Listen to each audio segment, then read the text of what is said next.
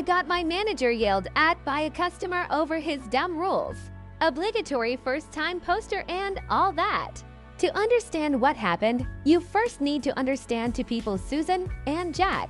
See, I used to work part-time at a burger joint that has a drive-thru, and I was often the one at the window. Susan was a regular customer, and everyone there had an opinion about her.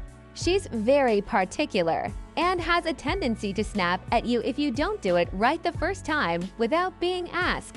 I was her favorite employee, though, because I would always take the time to chat with her if we weren't busy. She was actually quite pleasant once you got to know her, just a bit prickly. Now for Jack. He was the new GM brought in to fix the restaurant. Now, I don't think there was anything that needed fixing, but the owner disagreed. He was originally meant to be the assistant GM, but then the owner fired our old GM, and Jack was put in charge. He was a piece of work, the kind of manager you don't want to have.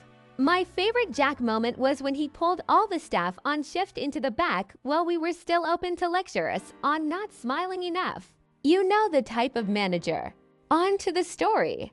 Now, one thing we had to do in the drive-thru is put a numbered sticker on the car's side mirror. This sticker was used by the runners who took food out to identify the car, so it's very important.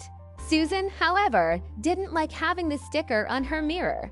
She was convinced she would get in an accident if the mirror was covered even a little, and always insisted on having it put on the car door instead. This wasn't out of the ordinary. We put stickers on doors all the time when we couldn't reach the mirror.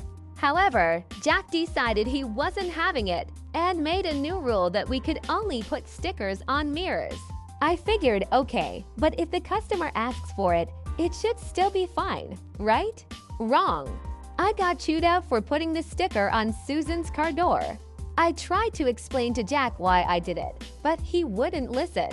Eventually, he just huffed at me and said, "Look, you need to put the stickers on the mirror, not the door. No exceptions." Well, fine then. Cue malicious compliance. The next time Susan came in, I put the sticker on her mirror, as ordered. She was confused, as I always put it on her door without being asked, and snapped, "What are you doing? Don't put it there. I'll get into an accident." I explained to her the new rule, and that my hands were tied. I didn't want to get in trouble, after all. Then I told her that it was Jack's rule.